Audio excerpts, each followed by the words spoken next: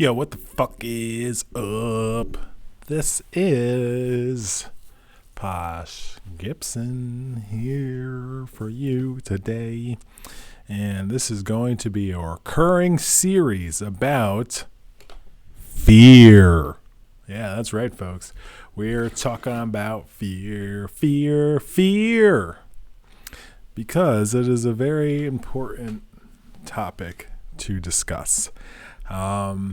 Honestly, it's now at this point in my life, and I'm 37. It's not how I relate to life, but if I am struggling at a certain point in my life or something that's coming up or I'm struggling to process, I'll just look through it through the lens of fear. And usually, most of the time, often, that usually gives me a good insight to what's going on, because a lot of time it's the desire to remain in the known, remain in the comfortable. Because it's, the more I think about it, the more, it's not necessarily about I have this fear of this thing, right? Which is normally how we characterize fear. There's this thing and I'm afraid of it. But often, how often are you out in the woods and you're afraid of being attacked by the bear? If you're hiking and camping, sure. But most of us aren't in situations that elicit that mortal type of fear.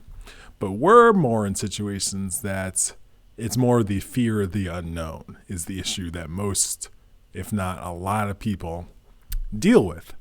It's the fear of the unknown. It's not the fear of a wolf. It's not the fear of a bear. It's the fear of a tiger. It's the fear of the unknown and how that interplays with oneself. And this unknown could be like, this new position at work. Or this unknown could be a relationship. This unknown can be a new hobby. This unknown can be a new book. There's so many different realms that the unknown can come into place that it's really, it's not even worth delving into the types of unknowns, because it's just the fact that essentially will keep you in a comfortable place, because you won't be delving into the unknown. You'll be like, well, might as well stay up here where we can see everything that's going on. And that's really what it is.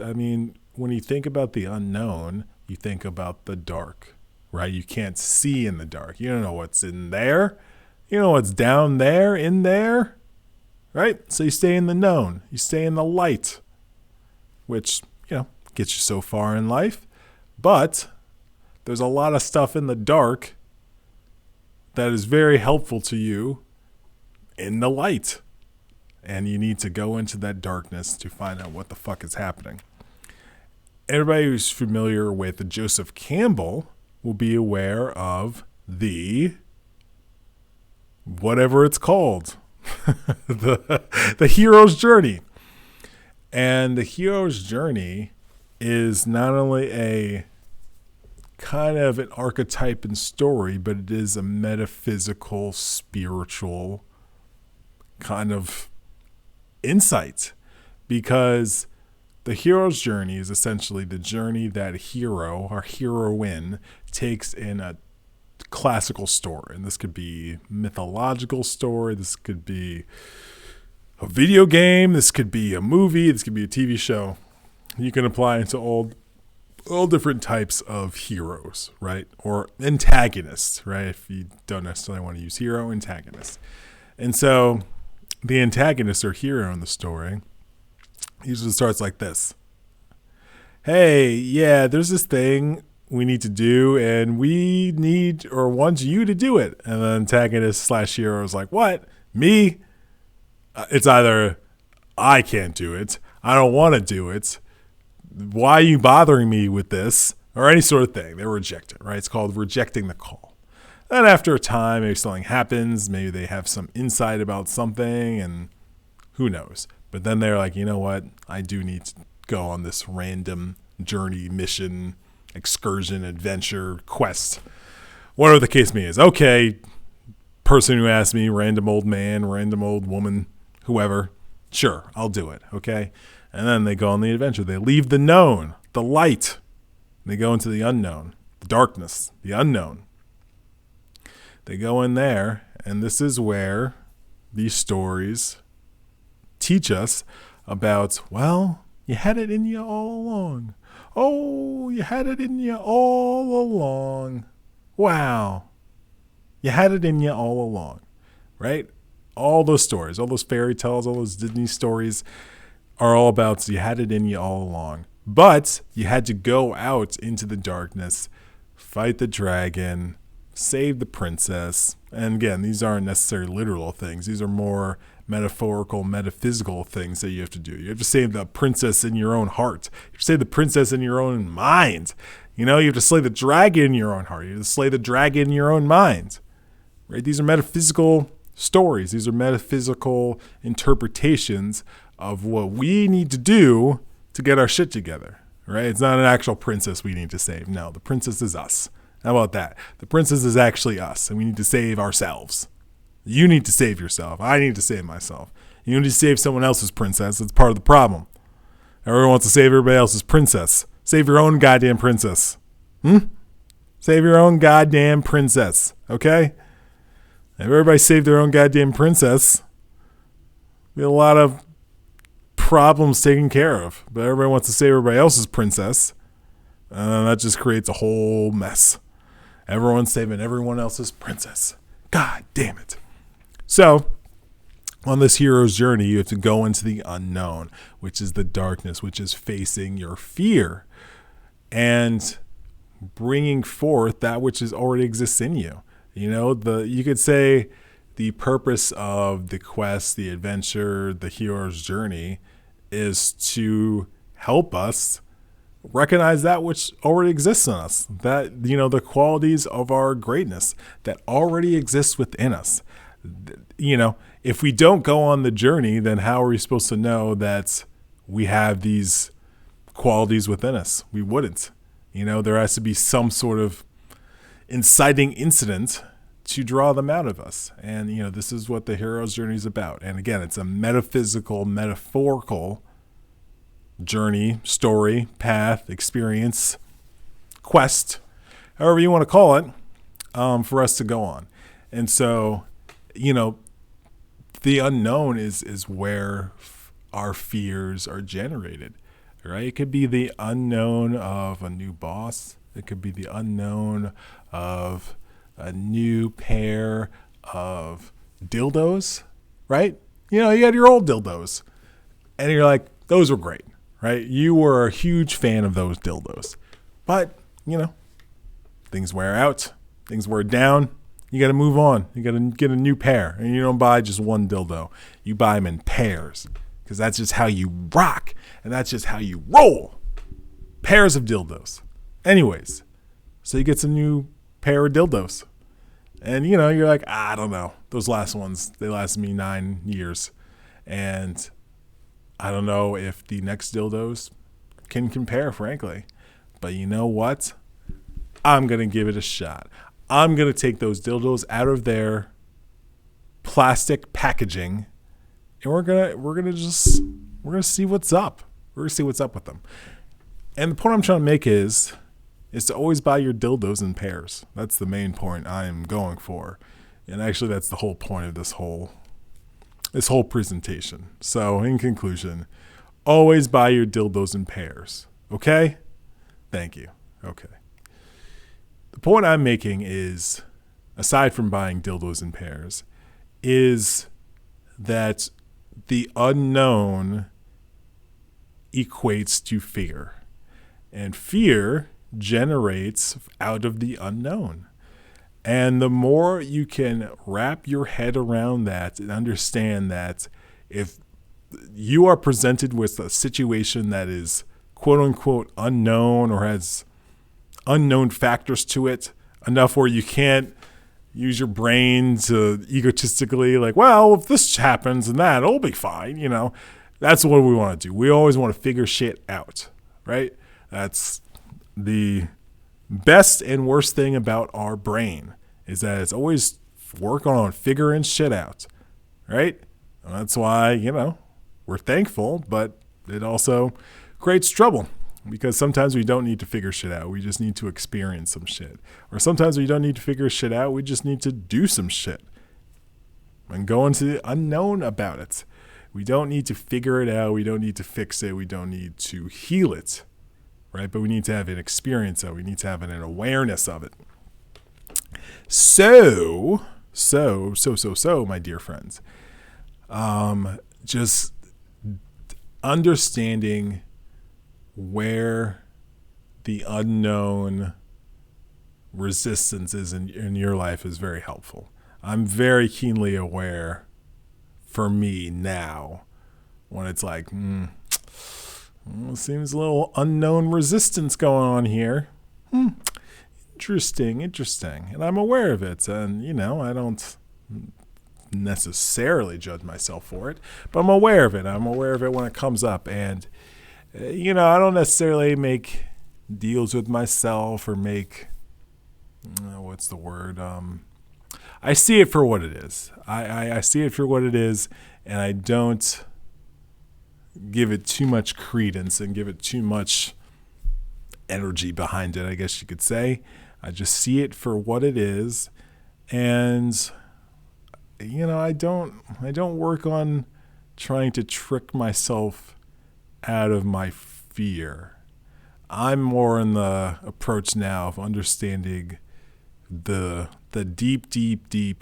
deepest reason why that is coming up, and not being like, oh, I need to figure out a way so I'll not do this because, I could think of some clever way. It's like, well, every time I feel this, then I'll pinch my nose and then this will happen and then I'll do it, I don't believe in that because, then if you don't want to pinch your nose and you can't do the thing, well, let's delve a little bit deeper and understand what is happening here. What is the reasons for the unknown fear? What is it stemming from? What is it coming from? And these are the questions to ask yourself. And a few good books that I highly recommend on dealing with one's fear. Firstly, Smile at Fear. Boo! Chogyam Trungpa. And Boo! When Things Fall Apart. Pema Chodron. And also, this is a great book too. Whoa. Shambhala, Sacred Path of the Warrior. Chogyam Trungpa as well. I recommend those books. And I'll read a little excerpt from Smile at Fear. And we could keep on going, folks. Keep on going.